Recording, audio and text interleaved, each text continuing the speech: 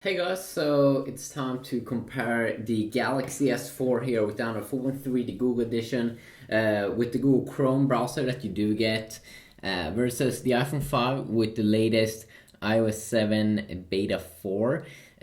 So on my iPhone 5 over here, we're just gonna fire up Safari here, and then we'll fire up Google Chrome here that we do get on my GS4. Now, of course, if you would be buying the Galaxy S4 in a store, and then of course your S4 would have like TouchWiz. That means that you would have a totally different browser, but that's something that I can go over in another video. But now, of course, the Google Chrome browser, you can get that on basically every single device out there.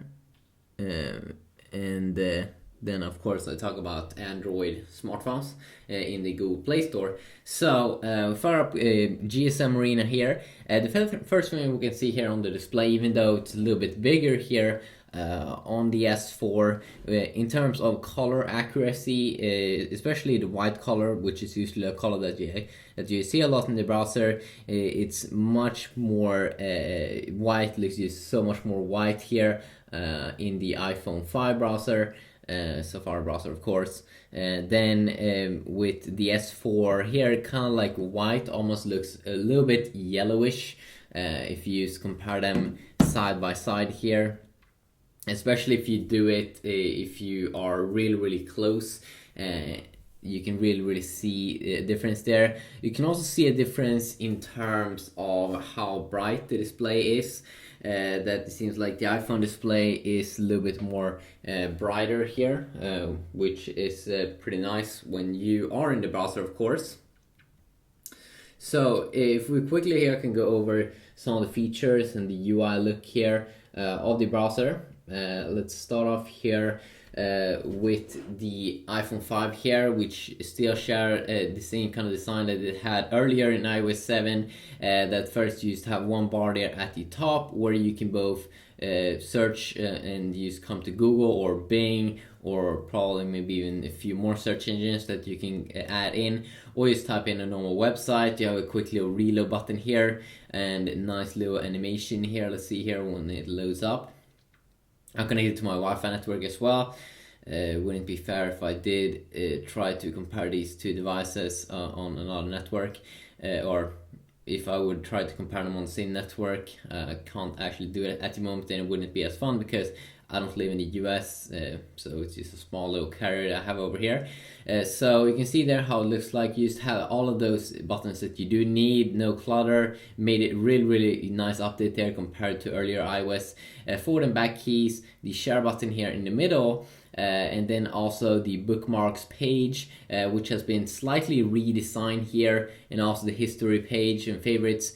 This is slightly redesigned in the new iOS 7 Beta 4, and I've been going over that a little bit quick in my iPhone 5 iOS 7 Beta 4 review video.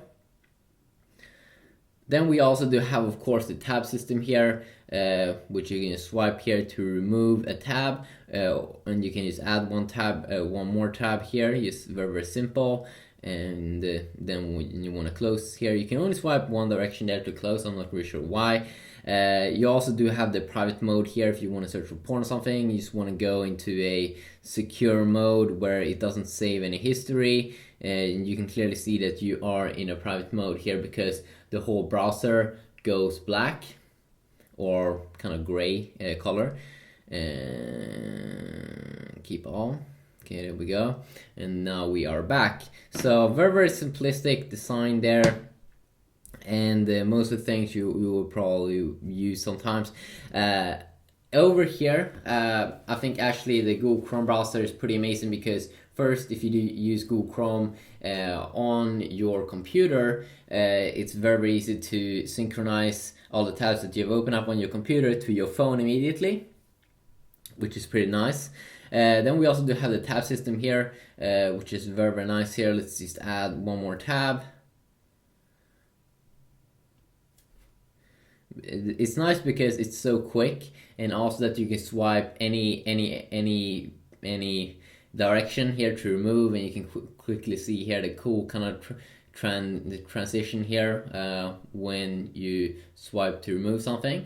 that is pretty awesome.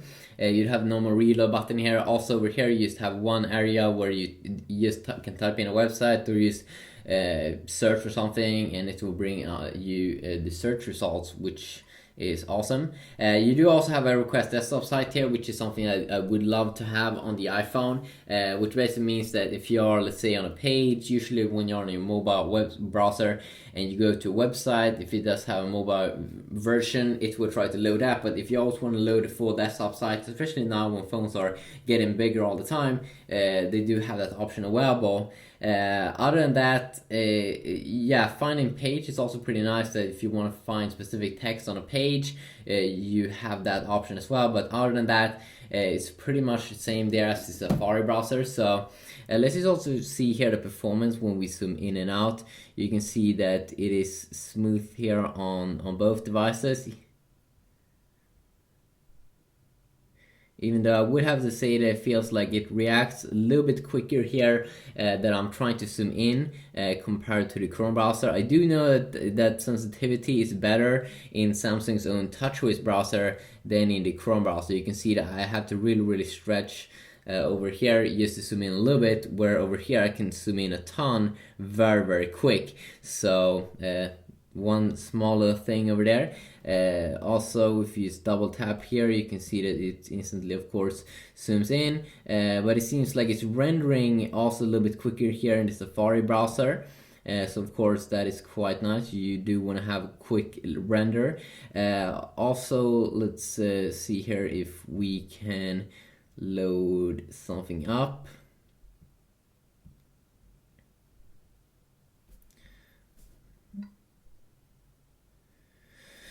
So let's just load up an article over here, and the Galaxy.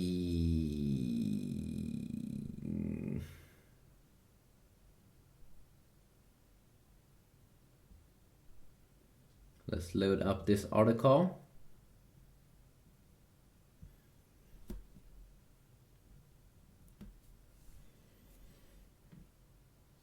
So quicker here to load up the full page here in the Safari browser.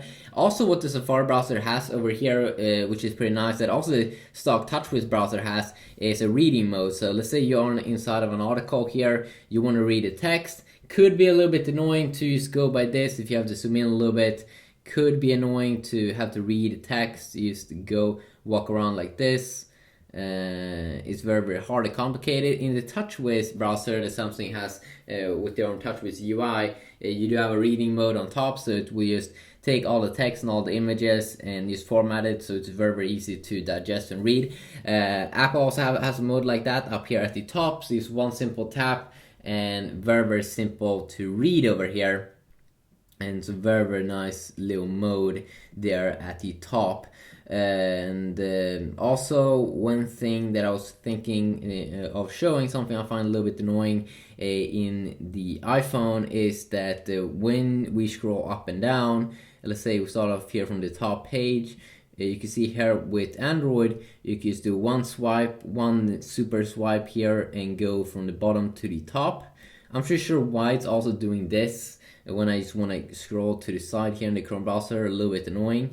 But just with one swipe, I can go from the top of the article to the bottom of the article. If I want to do the same thing here on the iPhone, it's impossible. 1, 2, 3, 4, 5, 6. 1, 2, 3, 4, 5. I mean, it really is like impossible to do that fast, and I really do think that Apple might want to check out how they could pull that off in a better way.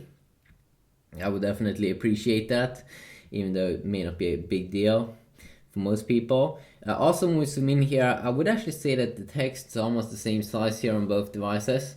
So it's not going to be a big difference there. If you want me to check out reading mode more also, of course, I can definitely check that out. But reading mode, then of course, when you read stuff, if there's any difference in terms of pixels.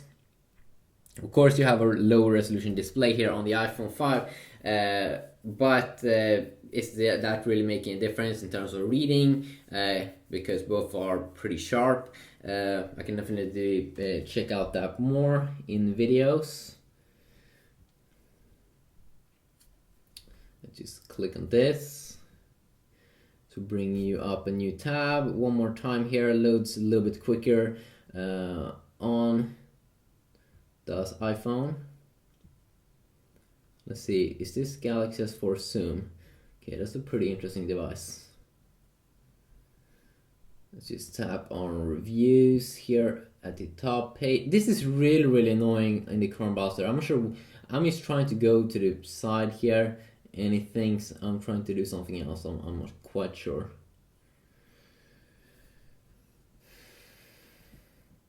So every time I'm loading up the page here, it seems like it's just a little bit quicker each time, or could be a lot quicker on the iPhone 5. There we go, one more time, a little bit snappier and quicker to load up stuff. So just a quick little look here at the browser experience. Hopefully you enjoyed this video. If you want to leave some feedback, you can definitely do so down below. Also, let's try to just go in and out here. Definitely see there that it's a little bit quicker to load up and close a page. At least it seems like that for me. So hopefully you enjoyed this video. If you did, please leave a like, and hopefully I'll see you all in the next one. Peace out.